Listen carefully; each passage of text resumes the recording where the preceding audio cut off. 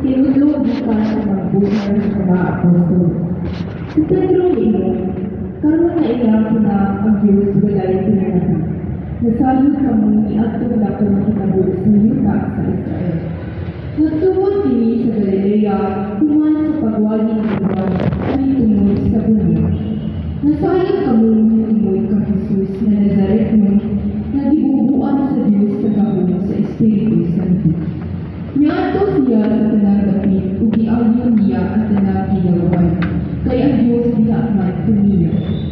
Saksi kami sa tanang na iya gibuhat dito sa kayutaan sa Judea, lakip sa Jerusalem. Ilang gipatay siya pinaagi sa paglansak kaniya dito sa krus. Apan, nabanghaw siya sa ikatulog adlaw ug ginabayan siya. Wala makakita kaniya ang tanang mga tao, kundi kami lamang ng mga saksi na gipili na sa Diyos. Nangaan kami o nanulong ubat kaniya kuman siya mabanhaw, o gisugo kami niya sa pagwali sa maayong balita ngadto sa katawhan o sa pagmatuod na siya mao ang gipili sa Diyos paghukom sa mga buli sa mga patay. Nagisgod ni tungod kaniya ang tanang mga propeta na nag-ingon nga ang tanang na nagtuong kaniya kasayloon sa ilang mga sala pinaagi sa gahong sa ilang ngalan. Ang pulong sa Ginoo. Salamat sa Diyos.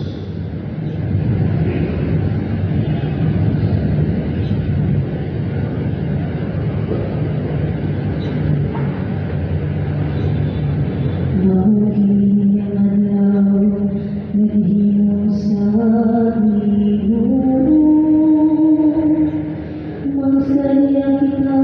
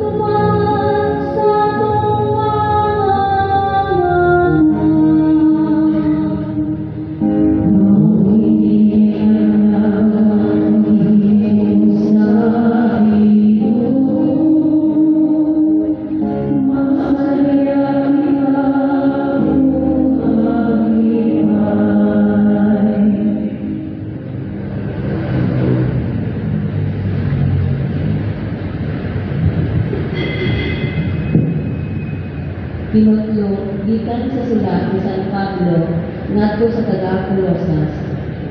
Saklit, gibanhaw naman kamo, upay Kristo, tinguhaa ang mga butang na atua sa langit, diin naglingkod si Kristo sa iyang trono sa tuo sa Diyos. Hunahunaa ang mga butang langit mo, dili ang itan.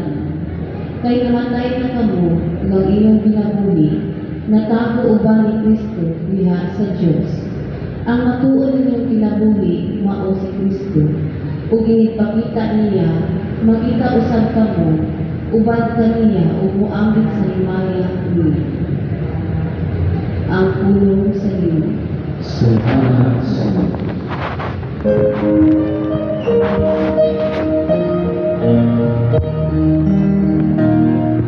Sing hallelujah, sing hallelujah, sing hallelujah to the Lord.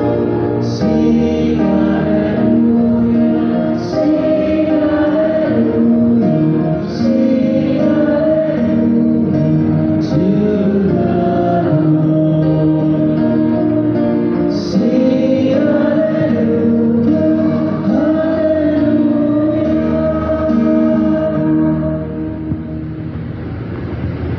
Ang Ginoo managalinyo na ang Ebanghelyo sumala ni San Juan.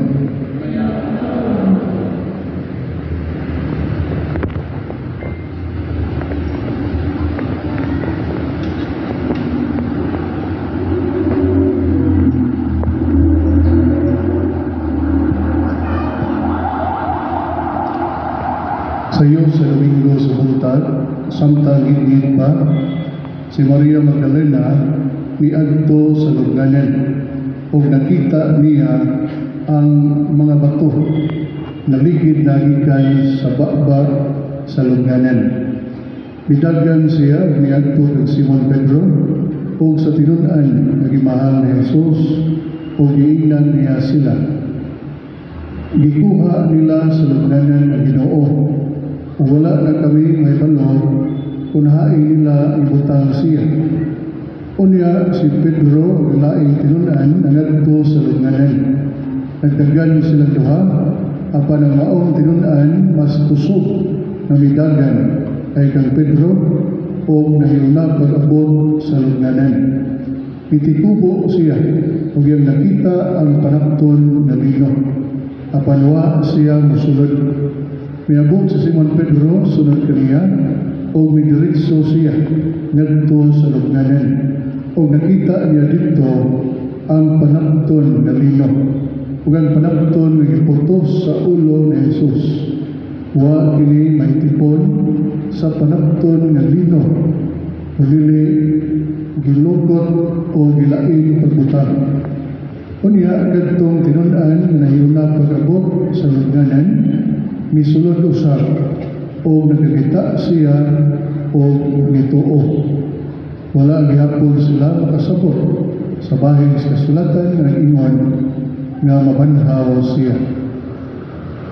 Maigsuon ang Ebanghelyo sa Ginoo.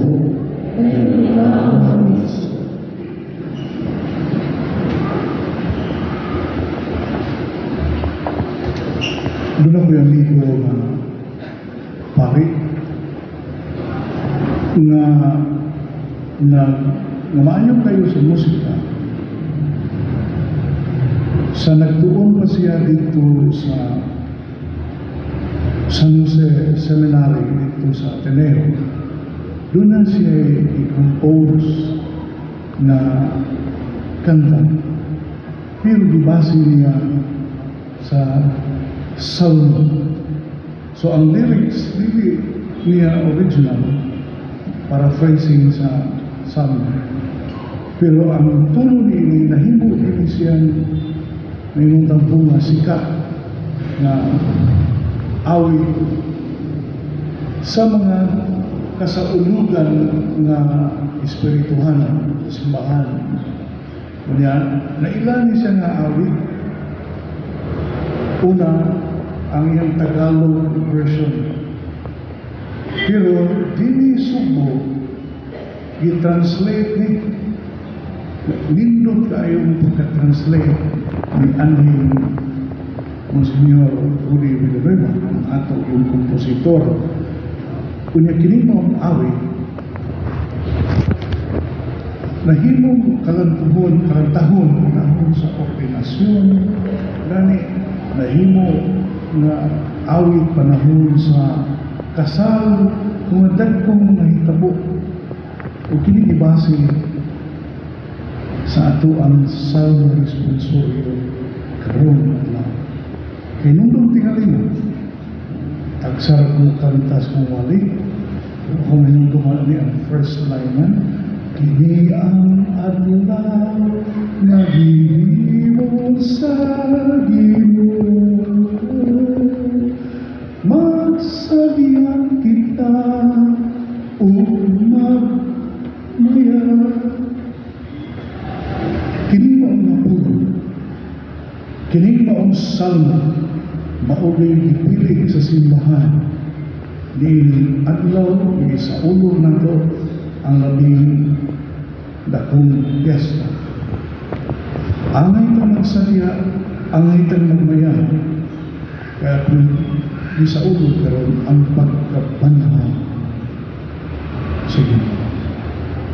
O kini ang adlaw, nagitagana ng daan sa Diyos, nga mahitabo kayo.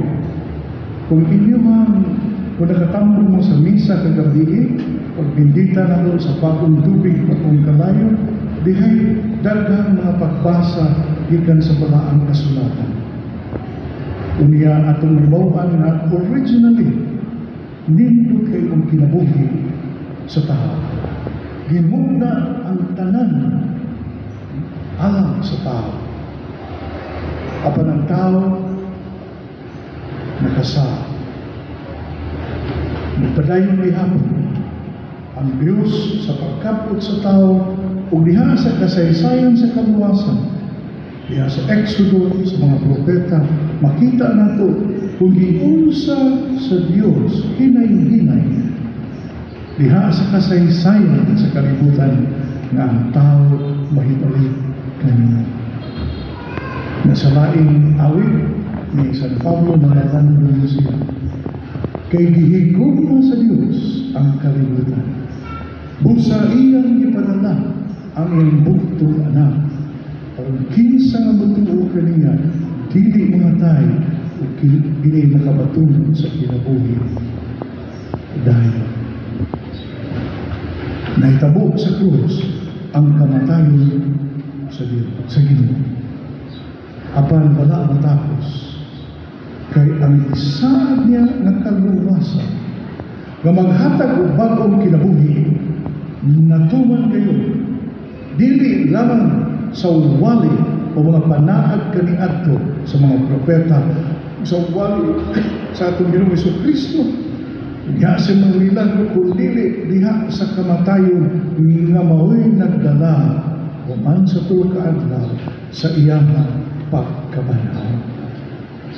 Mauna nga ang kaluwasan, ang bagong kinabuhi, nagisaad kaniadto, na maghatag kanato og kalikawasan, kaluwasan sa kong kinabuhi, kung nahuman lang dito sa krus, dili paikot. Mag-unsa man ang maunsaad, mag-unsa man ang kaluwasan nga ang ilbing kamatayon. Ilubong ko pagkakaroon ng Ginoo. Pero wag mahuman ang sukilanan sa kasaysayan sa atong kaluwasan. Nang nabanhaw ang atong Diyos na naghatag o bagong kinabuhi alang kanatin.